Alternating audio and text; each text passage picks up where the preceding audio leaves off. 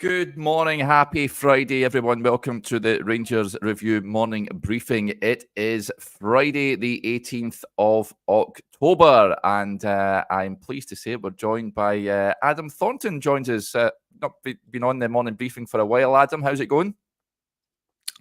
Yeah, not bad. Not bad. Very much enjoyed the international break. Yeah, they're becoming a nice rest from Rangers. But yeah, I'm looking forward to getting back into it now. Yeah, see if you're saying that on Sunday afternoon. I hope we are in Rangers come back with 3 points. Of course, heading over to Rugby Park on Sunday lunchtime. It is press conference day today, folks, at the Rangers Training Centre. We'll hear from Philip Kilmarnock this afternoon and whatever player Rangers put up for the press as well. So we will get an injury update and we'll hear what the script is with the squad, how they're looking ahead of that game at Kilmarnock. So yeah, interesting. Looking forward to it, Adam. Before we dive into some of the news, are you going to Rugby Park on Sunday? It's a game. I don't like these 12 o'clock kickoffs. I don't like the surface over there. It's going to be a roll the sleeves up job, isn't it? Go out there and just get the win. Yeah, I'm going. I managed to get a ticket the other day. So yeah, heading down. I'm the same as you. Surface, Rangers venue, time aren't really in our favour. Yeah, we'll see how it goes. We don't have the best of records there. I can't really remember a time where we went and played brilliantly and got a great win. You're probably going as far back as that Morelos hat trick, early Gerrard in the cup. Yeah. I think it might have been the game Jamie Murphy got injured. I can't remember. But you're probably going that far back to see a proper, fantastic display. Rangers currently, you're probably going quite a far back to see one of those domestically as well. So yeah, little bit of trepidation for it as always, but yeah, we'll see how it goes. Yeah, absolutely. Right, some of the news, late last night, I've seen it sparking a bit of debate on social media, and that is the news coming from Turkey that Fenerbahce have cancelled Ryan Kent's contract. It has been terminated by mutual agreement. We know he was having a tough time over there since signing about, just a little over a year ago now, heading out there. It's not quite worked for him. And the club and the player have decided to part ways. Now, it's led to many saying that Rangers should make a move and bring him back to Ibrox. There are others that say that Rangers shouldn't touch him.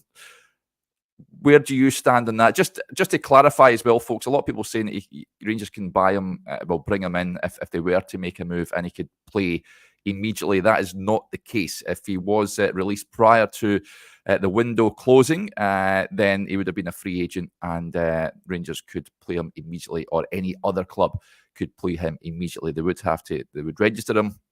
They wouldn't be able to play him until the window opens up in January time. So, yeah, it's not a case of bringing him in and chucking him into the team. But Ryan Kent, yea or nay, Adam? Probably not, for the reasons that you mentioned there. I mean, if he'd been freed 6 weeks ago, when the Turkish transfer window was still open, and you can bring someone in at this point, then yeah, I would say so. If there was some sort of short-term deal, given how close he was to Lazio in the summer, I would imagine he'll have bigger and better options, and that there's people on the fence about it, but he probably will have. He'll have options to go and get some decent money. There'll be someone who wants to take a punt on him. From my point of view, I don't think so. I think those last 6 months or so, I'm not one of these guys that thinks Ryan Kent was rubbish forever. I think that's just nonsense, to be honest. I think I would say up until the last 18 months or so, he really started to dip. But that 6 months in particular, he didn't really look like he was interested. He does feel like the type of player that needs an arm around the shoulder, needs confidence, all those sort of things.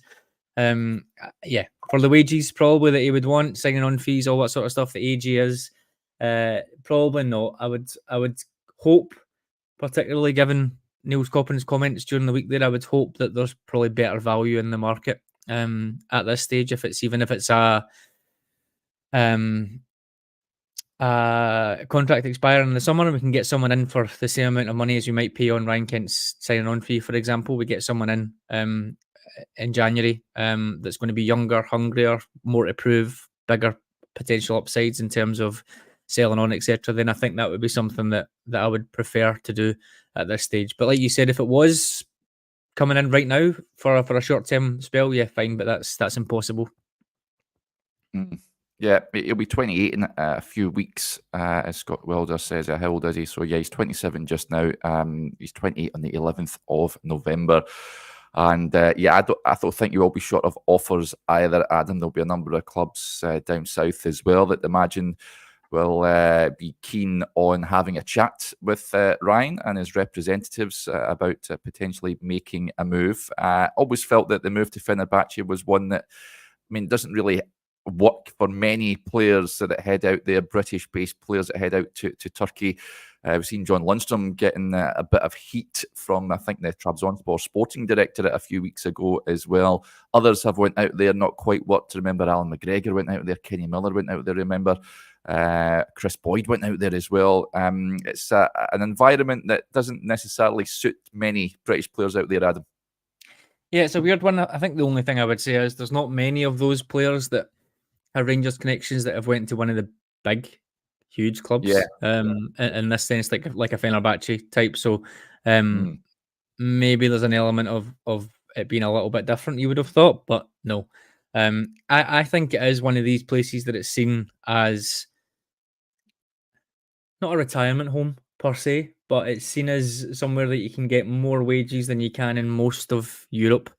For older players, you obviously still have access to the Champions League, all that sort of stuff. There's less of the negative connotations of that there is when you go to maybe Saudi or the MLS or even China with the travel, and also the fact that many international managers will just say, I'm not considering you if you go to those type of countries. Now, obviously, that's not something that Kent really needs to worry about, but I feel like there's less of a risk in that sense. But obviously, the bigger risk is you're quite unlikely to get paid. There's lots of falling outs and issues, etc., as we've seen. So yeah, I'm not surprised how it's went, but I didn't think that. I didn't exactly think he was going to go and set the heather alight. It feels like it was one of those ones. This is the best move I can get financially for myself, and if everything else works out, then fair enough. But it quite clearly hasn't. Well, it might have. Who knows? He's probably been on 40-50 grand a year for 18 months, like you said, and I'm sure he's got a pretty decent payoff as well. So if that was the aim, then fair enough.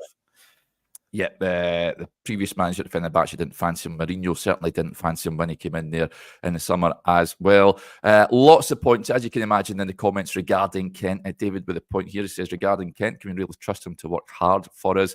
There's no denying that final season at the club, he was nowhere near the level that Rangers required him to be. That would be the concern for me if Rangers were to make a move for Ryan Kent. What Ryan Kent would you be getting? Now, I understand why there is a bit of a clamour to bring him in, because look at the situation as it stands, Adam. Oscar Cortez maybe we'll get an update, a clearer picture on his situation this afternoon from the manager, but he did say it will be longer term when we heard from him last. So I'm not expecting to see him soon. Rabbi Matondo, don't think he's the answer. He's another one that's been plagued by injury. We've seen Nadine Bayrami playing out on the left-hand side. It's done reasonably well, you've got to say, but I think we all want to see him in that number 10 position.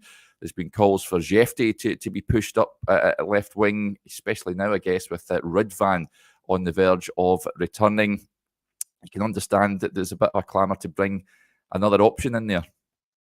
Yeah, no, definitely. I think that was clear in the end of the transfer window. I thought Niels Coppin's comments on that were quite intriguing with regards to Sima. You never know. Everything's a PR game, isn't it? So you never know what the actual hard facts are. I guess in that sense, but the inference that we put an offer to Sima and Brighton that wasn't acceptable and we tried is fine. And then we've obviously switched interest to maybe Sam Edozie, who was rumoured to come in late. The cynic in me would suggest Sima joined Brest 10 days before the transfer window, and we waited until the day of the transfer window to try and bring someone else in. Would suggest that the money that was there for Sima Did that go to Bayrami instead? Do we flip that about, or is that money still there? I'm not sure. But when you say, as a director of recruitment, when you say we made an offer for Sima, which was more than Cortez, which was what, 4 million plus, Yep. it's only natural to think in my head, did that money go to Bayrami? If not, because we were always waiting on Cartmel to leave for Bayrami, is that money still there in January that we can go and do something? So whether maybe that's setting expectations too high, maybe it is just all a sort of PR game, but those are the type of words that come out that start to make you think what's possible. But I think undoubtedly we needed another wide option when everyone was fit. Yep. As far as I was concerned, we only really have Matondo and Cortez on the left, and then Cherny and McCausland on the right. We've got Bayrami, who plays there. He played there for Albania, obviously, in the first game of the international break, and I think the month before as well. So can play there. I don't like it in terms of what we want to do. I think we need a little bit more pace on that side, particularly if we've got someone on the other side like Cherny and McCausland who want to cut in a little bit more and aren't quite 1v1 taking on the fullback type guys. So I do think we need another option there, particularly because Matondo I don't think has really got it, can't stay fit, and Cortez we've just not seen enough of because he can't stay fit. So yeah, I think there is definitely something missing there. What I would like, to be honest, in this period, I think I said it on the tactics show with Josh last week, was Egeman playing off that side. Just someone who, just for a bit, someone who is quick, is direct, maybe doesn't quite have the full tools that we'd need for a number 9 at the minute, but likes to drift off the left, can cut inside. We've seen that against Dundee United, where he did a lot of good work when he came on that side, drifting in, drifting out. I'd like to see things like that, Derek, adding a bit more firepower, I guess, in the attack if no one else is really fit at the minute. So I know hopefully Danilo will be back, hopefully Redvan's back, and that might mean we can move things around a little bit, but I still would like to see Egeman playing up there. I'd like to see him playing off a flank, and then either Dessers or Danilo rotating up top for a bit, just while there's such a lack of other options. Yeah, I've not even thought about that. Would you start on Sunday, Egeman, on the left? Yeah, I think so, because like I said, the other options that are there, it really depends what the manager wants to do. If he's happy with Bayrami off the flank, Lawrence in the 10, and Cherny on the right hand side, then fair enough. But they're not all similar types of players, but they're all sort of similar physicalities and that type of thing. You've not got a different option. You've not got somebody who's got loads of pace or somebody who's going to hit the byline and swing across in. They're all sort of neat and tidy and cutting in. So just purely to give us something else when 3 or 4 players are out injured, I don't see why not. It also really helps on that side, I think, with Jeffy, because you can maybe afford somebody who's a little bit less disciplined in that left wing slot, because he's so quick, so powerful, will use his recovery pace to get back, can bail you out. I think those type of things are really, really key. Barron playing on that side as well probably helps with the industry there. So that's an area that I think we probably could take a bit of a gamble on and see what happens. Yep, lots of comments coming in. This just caught my eye. I wanted to touch on this. One of the summer arrivals that we've not really discussed at length. World's Greatest DJ says, what's happened with the boy Nsiala from AC Milan? He's been a fixture in the B team, but we haven't really seen him form part of any first team squads. He did start in that pre-season friendly against Birmingham City. Thought he did reasonably well, I've got to say, but by all accounts he's very raw and he's not ready to play first team matches at this moment in time.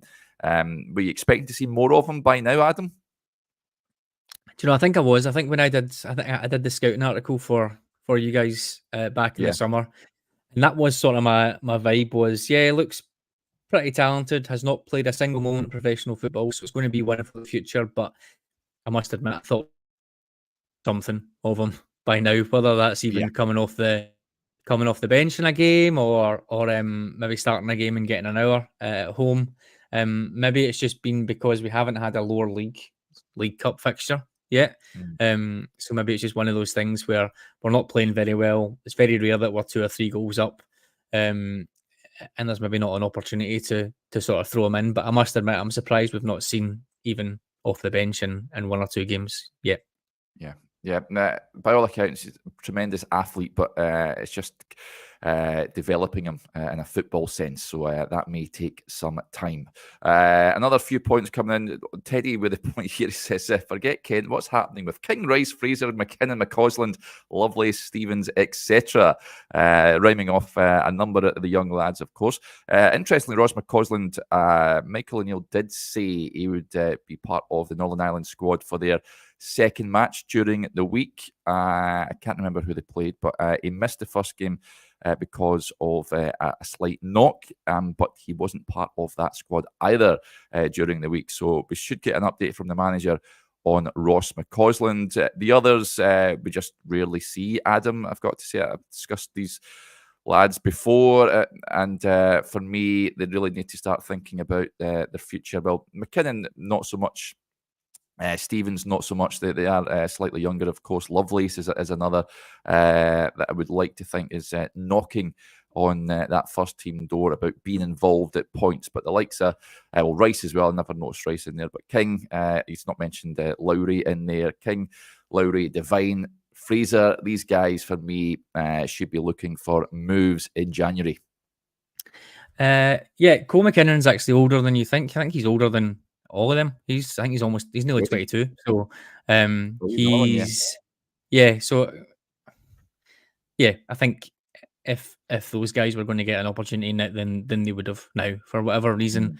The Leon King thing baffles me because he came in the Champions League, he got a bit of a runaround, fair enough, but look at the players that he had run about him. I definitely thought there was potential there. I'm not sure what they're doing with him. I know we've been told that he's sort of moved to a more defensive midfield role. Certainly with the under 21s there. Yep. I think there's a bit of mismanagement there, if I'm honest, because he did have lots of potential. He maybe is a little bit small, but he's a player that I think we probably should have seen a little bit more of, even purely for, as we've discussed before, getting people minutes. I wouldn't be surprised if Leon King does something similar to what happened with Ross McCrory, and he goes for a small fee and he ends up doing quite well somewhere and getting a move for millions of pounds. That's what we should be doing with these players. We should be giving them enough time to understand whether they're good enough for Rangers, and if they're not, we should be getting a decent amount of money plus a sell-on fee for them as a bare minimum. So that's another bit of mismanagement there as far as I'm concerned. Robbie Fraser, Cole McKinnon, like we said, they're all sort of in that same 21, 22 category. I think it's probably going to be time for them to move on if they're not getting more loans, and we don't see them as being even backups, reserves in the squad. Lovelace, maybe a little bit surprised. I know he's had a lot of injuries recently, but he did come and play wide right a couple of times. I thought maybe that's something we could see again. I'm not sure how long he's been back, and I think Bailey Rice has been injured. I'm not sure. There's a lot of rumours about that sometimes, that he has been injured a little bit and then he's back and then he's not again. I don't know. Maybe that's just one of those ones the manager just doesn't fancy again, doesn't see the point in throwing someone in for 20 minutes if they're not going to, if he's not going to play them regularly. I'm not sure. So I think there's varying levels there. But I think ultimately, if we were a team that put other teams to bed and we were 3-0 up and we were doing quite well, we'd maybe get to see some opportunities for some of these players, but we just aren't. And therefore, it's maybe just too much of a risk for the manager. Yep. Again, back to Niels Coppin's interview with Joshua. He did touch on the academy and targeting young players. He said it's about getting the right mindset, that we should be able to play young players. Young for me is not 21, it's 18.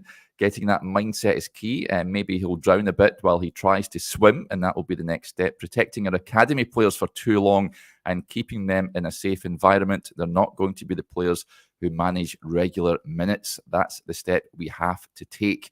So I thought that was pretty interesting stuff from Niels Coppin on that. So it ties in with, like we just touched on there, I think those boys are at an age where they have to be playing football. There's no point just kicking their heels at Ibrox and not featuring and maybe playing for the B team every so often in those friendlies that they play. So I think January is a big month for the majority of those guys.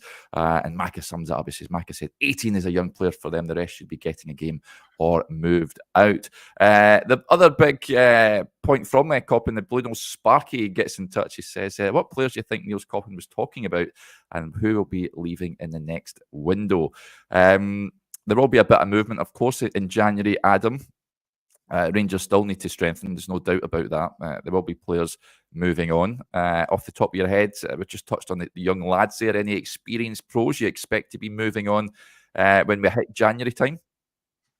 Yeah, I don't think he said players would definitely be moving on, did he? I think he said there could be potentially players moving on that will help free up spaces. So, yeah, I guess the obvious ones. I was a little bit surprised in the summer that we didn't entertain bids for Ridvan and Raskin. To be honest, in January I was thinking differently, but then both and Ridvan had obviously quite a bit of interest. Then he got injured again, and Raskin was just coming back, and I think had a bit of a niggle towards the back end of the year. But summer-wise, again, particularly because of the amount of work we had to do in the window, the amount of money we needed trying to get players sold, I was a little bit surprised that we didn't try and get some more interest, more so in Ridvan. I guess now whether that now comes to the fore even more because of how good Jefty's been doing, and Ridvan and Raskin have both been injured again, and really, if you're being honest, it's going to happen probably every so often. They feel like the type of players that are going to get 1 or 2 6 to 8 week injuries a season. Raskin was really, really highly rated. Whether or not he's got the value, I think, if I'm not mistaken, when he was under contract, Standard Liège were talking about between £6 and £8 million for him, and we got £1.5 million. Now, whether we can meet somewhere in the middle and try and get something for him from a club, I don't know. That's on the recruitment team to do. So some of those players, if we can't trust them physically, then maybe they should be ones that we look to try and get some money for in January, particularly because both of them will now be 2.5 years into their contracts and time is ticking. Do we give them extensions or not? Probably not, based on what we've seen. So he talks about getting value. He talks about player trading models. This summer or next summer is the time for guys like that, and I include Matondo maybe less so in that category because he's more of an obvious sale. But again, someone that can't stay fit, is still young enough, had potential when he was younger. Try and get some money back for him. So those three, maybe. I still wouldn't be surprised to see Hadji going in the summer again. Whether it's a loan with an option to buy, whether it's a straight loan, I'm not too sure. I wouldn't be too surprised on that. Others, I'm not sure. There's obviously a few that you would say could go if we weren't too fussed about it, such as Kieran Dowles and maybe Tom Lawrence with 6 months to go in his contract. If you can get someone to pay the wages that lets you bring someone else in, don't know. So yeah, there's probably a few, but I think those 3 or 4 that I mentioned at the start would probably be the main ones that I'd be looking to, not really contributing regularly, but still young enough that you could potentially get some money for them. Lots of comments coming in just off the back of that. Sloop says that Ridvan Dil, Tav, Danilo, Matondo can all go. And Scott Girvin just on Hadji says, sell Hadji. It's unfortunate, of course, he won't be part of the squad this Sunday after making his long-awaited return before the break and getting sent off. He will be available for selection for the Aberdeen game at the end of the month. Do you see him making any potential proper contribution between now, the next week? Well, obviously not in the immediate future, Adam, but until January at least. Yeah, I think so. He looks. Well, I was going to say he looks similar. We know what Hadji looks like, but Bayrami looks similar to Hadji. So again, there's that recruitment piece. If the rumblings about his contract that was being discussed at the end of August, if that was all agreed before the transfer window ended, for example, and we still went ahead and brought Bayrami in, that would suggest to me that Hadji probably doesn't have a long-term future here, and it is just making use of an asset for the next few months. I do think he can contribute if it's coming off the bench in a tight game and getting an assist or creating something, then fair enough. But I do think Bayrami and Lawrence will be ahead of him in the pecking order for those roles. I'm not a massive fan of Hadji out wide as well. I like his industry at times, but I just think he's better suited to being in the middle. He's not slow. Well, he is slow, but he's not. He presses well sometimes at times, particularly if he's a bit nearer to maybe a number 10 or a bit nearer to the centre midfielders. He's quite good at covering spaces in that sense, but he's not a dynamic player off the ball at all. Whereas we've seen that Bayrami is probably just a touch quicker and a bit more dynamic. So yeah, I would say he's probably third choice for that number 10. But given all the injuries and given players can't stay fit, he's probably going to get some minutes. And I would back him to contribute a good few goals and assists over that time if he gets decent minutes. Yeah. Yeah, I think you will.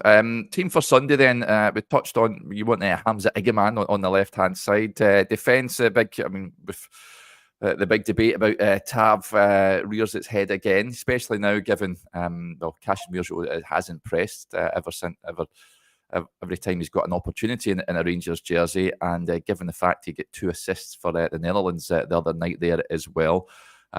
Should he be starting on Sunday? Yeah, I don't see why not. I really like him. I think he, similar to Jefty on the other side, maybe a bit less in his locker going forward, even though he got 1 great assist and another assist when he was away with Holland under 21s. He still feels a bit more of a sort of defensive fullback / centre half to me, but he's shown he can contribute going forward as well. So yeah, I would like to see him play. I've advocated, I think, that we need to start rotating Tavernier 100%. St Johnstone game, I was hoping that we would look to do that in the Cup and a couple of other ones just recently as well. Obviously, took him off in the second half of the Lyon game. Maybe that's what's going to happen just now. I don't know, but I would like to see it. I've been kicking about for a while that I wouldn't mind seeing a back 3 for a bit. To solve a couple of problems, I guess, to get Casemiro in there on that right-hand side of a back 3, but then also free up Jefty to be a wing-back on the left-hand side, which would then solve the fact that we don't have a left winger, because we just have a wing-back on that side as well, and then it would allow you hopefully to play a bit more of a attacking midfield 3, or have them push up without having to worry too much about their defensive responsibilities. Now, he's obviously not going to do that at the weekend, but that would be quite interesting to see Casemiro playing in that type of position for us and getting the ball and going forwards. He is good 1v1, dominant physically, which is exactly what we need and what we're missing just now. So yeah, I'd be hoping he gets a slot, whether it's right back, whether it's centre half at some point, I'm not sure, but I want to see a lot more from him, because I think he's looking good, and you can't say that about too many of them, to be honest. I know. Any other, I mean, we'll obviously get a clearer picture from the manager later on, but any other potential changes in that 11? I think the centre backs pick themselves really at this moment in time. Yeah. Midfield, we touched on the Raskin there. Connor Barron will play. Diamande was coming for a bit of criticism of late. I think he starts as well. Remains to be seen if Tom Lawrence is fit to start also. But I would be tempted to play Bayrami in the 10 on the right-hand side. You've got Václav Černý, you'd imagine, would start the game. And then Dessers starts because there's no one else. Pretty much, yeah. Barron or Raskin. And I think you're right, it'll probably be Barron back in with Diamande, Bayrami or Lawrence in the 10. I would go Bayrami, same as you. Černý wide right. If it is Lawrence in the 10, he will probably play Bayrami wide left. Like I said, I'd maybe want to give Egaman a go there. Everything else, I think, is just about the same as it's been. Yeah. Right. Well, we'll wrap up there. Big thanks to Adam. Adam, thank you for coming on. How do you see it going Sunday? Rangers getting a result? Yeah, I think we have to. There's no debate about that. I'll go for a very nervy, very edgy 2-1 win. Yeah. As long as Rangers win, then I think we'll be pretty happy with that. Right, that'll do us there. Big thanks to Adam and to you all for tuning in. Just a heads up, we will be back for the press conference reaction video, myself and Joshua, who is venturing along to the training centre this afternoon. So that'll be live for those of you that are members on the Extra channel a little bit later on. So we hope you can join us for that. And those press conferences will be appearing on the YouTube channel as well, just at the early afternoon. So let's hope we get some good news on the injury front, and very much looking forward to the real football returning this Sunday. Right, that'll do us there. Big thank you, and so we'll speak to you later on. Bye for now.